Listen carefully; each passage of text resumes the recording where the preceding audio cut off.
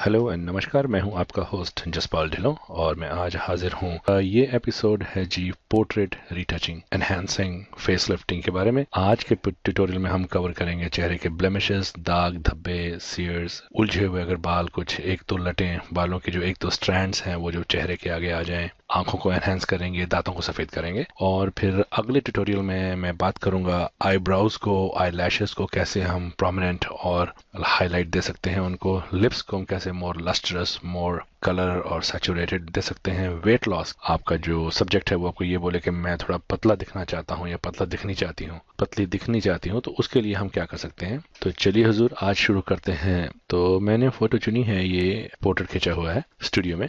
आप देखिए ये वाइट बैकग्राउंड के अगेंस्ट खींचा। यहाँ पे मैं अपने स्टूडियो में हमेशा वाइट बैकग्राउंड्स के ऊपर फोटो खींचता हूँ। फिर उसके बाद मैं कस्टमर्स को डिफरेंट बैकग्राउंड्स, डिजिटल और जो कंटेम्प्रेरी बैकग्राउंड्स हैं, दोनों दिखाता हूँ और जो उनको पसंद आता है उनके ऊपर फोटोज इम्पोज करता हूँ। तकरीबन मुझे काफी लोगों ने ये भी पूछा है जी कि हम लाख कोशिशों के बावजूद भी तकरीबन ग्रे आ जाता है, व्हाइट नहीं हो पाता। जितने भी आपने सब्जेक्ट के ऊपर जो भी लाइट रखी है, बैकग्राउंड को लाइट करने के लिए उसके ऊपर 2 पॉइंट्स ज्यादा रखने पड़ेंगे। जैसे कि आपने अगर सब्जेक्ट के ऊपर अगर आपने 5.6 रखा है तो उसके 2 f-stops बढ़ा के आपको पीछे भी एक लाइट रखनी पड़ेगी, तब जाके ये व्हाइट इफेक्ट आएगा। तो ये ब्लेमिशेस हैं। सबसे पहले आपको एक बात और बता दूं कि जैसे ये चेहरा है व्हाइट बैकग्राउंड की वजह से शायद ये स्किन टोन थोड़ी डीप है। हम कंट्रोल्स यूज करूंगा मैं, शॉर्टकट्स। मैं सबको ये हमेशा अर्ज करता हूं कि जरूर शॉर्टकट्स याद रखिए। वो आपको एक नहीं दो हाथ दे देते हैं। दाएं हाथ से आप माउस कंट्रोल करें अगर आप राइट हैंडेड हैं, और लेफ्ट हैंड से आप कंट्रोल्स यूज करें।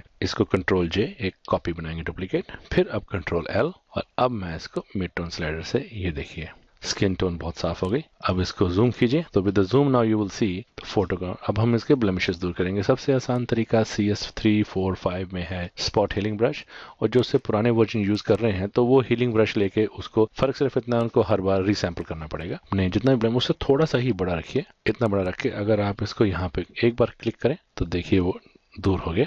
ये थोड़े से ब्लेमिशेस हैं। इतना ध्यान रखिए जी कि जितना मस्सा है उससे बहुत बड़ा आप कर्सर को ना रखें, और फिर शायद रिजल्ट्स उतने प्लीजिंग नहीं आएंगे। और फिर अगर बहुत ज़्यादा है तो करने की ज़रूरत नहीं। उसके लिए जो मैं स्किन सॉफ्टनिंग की बात मैंने की है, जो मैं अगले एपिसोड में बताऊंगा आपको, मैंने आपको बताया था कि लूज हेयर को कैसे दूर करना है। उसके लिए फिर से वही हीलिंग ब्रश टूल लीजिए कि अब इसमें आपको जूम काफ़ी करना पड़ेगा। जूम करने से आपको स्ट्रैंड्स साफ दिखाई देंगे। मैं डेमोन्स्ट्रेशन के लिए 1 या 2 को छेड़ूंगा, लेकिन यही टेक्निक बाकियों के लिए भी अप्लाई होगी। यहाँ से एक बार आप सैंपल करने के बाद ये देखिए। लेकिन मेरी दरख्वास्त ये है कि हर बार नया सैंपल करके आप ब्लेमिशेस, ये सॉरी लूज हेयर्स हैं, वैसे फोटो खींचते वक्त ये ध्यान रखें तो ज़्यादा अच्छा होता है। लेकिन हमारी लाख कोशिशों के बावजूद भी ये उतने अच्छे नहीं, 100% हम इनको किल नहीं कर पाते हैं। ये देखिए साहब, हमने ये लूज हेयर, ये देखिए जैसे यहाँ पे इनके कोई पहले कोई दाग है, उसको हम अभी नहीं छेड़ेंगे, अगले ट्यूटोरियल के लिए रख लेते हैं। अगर आप अलाइंड चेक बॉक्स को चेक कर देते हैं तो जहां भी हमने सैंपल किया है वो हमारे कर्सर को साथ साथ फॉलो करेगा। हर बार वहां से वो नया सैंपल लेगा। माथे के बाल हम हमने बिल्कुल ठीक कर दिए हैं। अब हम आंखों में आ जाते हैं। ये बहुत जरूरी है। आंखों को प्रोमिनेंट बनाने का आसान तरीका है जो आई बॉल्स हैं उन पे फोकस करें। अंदर अगर आप देखें तो जो आई स्पॉट होता है वो काला होता है, उसको और काला करें, और ये जो ब्राउन एरिया है इसको ज्यादा ब्राउन करें, और फिर इसको दोबारा हाईलाइट करें तो आंखों में बहुत फर्क आता है। अभी मैं आपको दिखाता हूँ मैं क्या कहना चाहता हूँ। अब यहाँ आइए, डॉज टूल लीजिए, आंखों की आयरिस के बराबर लेके स्ट्रेंथ ऑलमोस्ट 50% से भी थोड़ी सी कम कर दीजिए, 34-35%। शेडोज को हाईलाइट कीजिए। अब आप देखिए अगर इसको मैं डॉज करता हूँ ऐसे और ऐसे ही, अब इसको भी डॉज करना है। मैंने ओपेसिटी कम इसलिए की है कि उसी से हमारा ज्यादा कंट्रोल रहता है।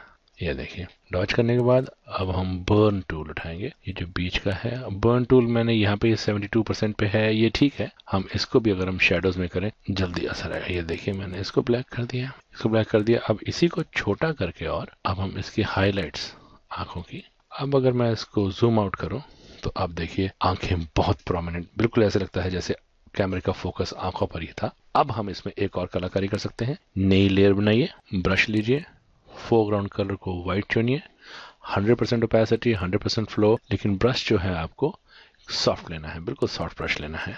थोड़ा छोटा साइज कीजिए यहाँ पे, और ये देखिए। अब अगर आप देखेंगे तो अजीब लगता है बिल्कुल, लेकिन अब हमने क्या करना है, जो इस लेयर का मोड ओवरले करेंगे तो ये देखिए, अब अगर हम इसकी ओपेसिटी घटा के 50% तक ले आए, अब देखिए हुजूर, ये बिफोर, ये आफ्टर, आंखें पूरी तरह से चमक गई। मेरे को अभी भी ये बहुत ओवरडू लग रहा है, तो मैं इसको और कम करके about 40। So now it's lot better. फिर से लेयर 1 पे जाएंगे और अब हमको दूर करनी है ये जो आंखों में आपको ये जो लाल वेन्स नजर आ रही हैं, जो नाड़ियां नजर आ रही हैं, अब इनको ठीक करना है। हीलिंग ब्रश लेके कोशिश करें यहाँ से सैंपल करके, और अगर इससे देखिए कई बार क्या होगा, यहाँ पे देखिए ये वाइट सब मार्क छोड़ता है, तो ये काम नहीं करेगा। इसको कंट्रोल Z कर देते हैं। एक और तरीका है, फिर से हम इसको डॉज टूल लेते हैं और यहाँ से इसको डॉज कर सकते हैं।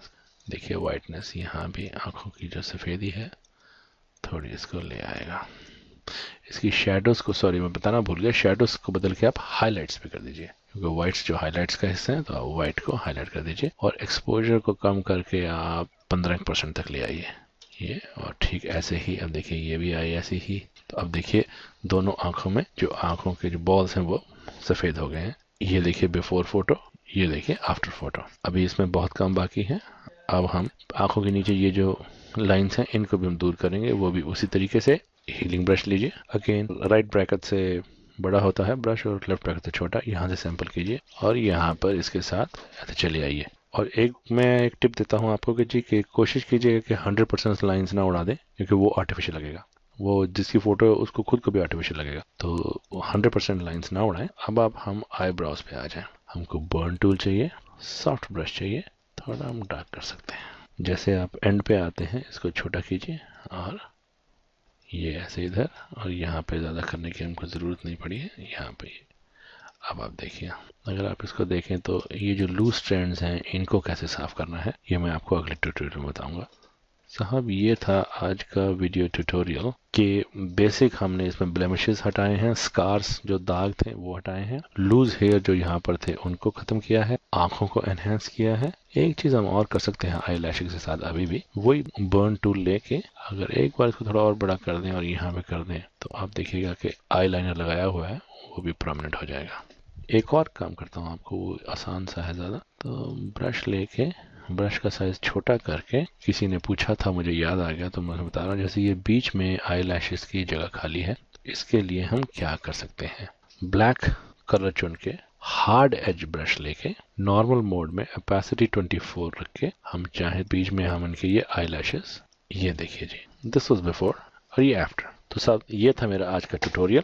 तो sir hope you enjoyed my tutorial. अगर आपको मेरे ट्यूटोरियल पसंद आते हैं तो ज़रूर सब्सक्राइब कीजिएगा। सब्सक्राइब का बटन यहीं पे आपके साथ है इसी वीडियो ट्यूटोरियल में। तो अगले हफ्ते तक गॉड ब्लेस, बाय बाय।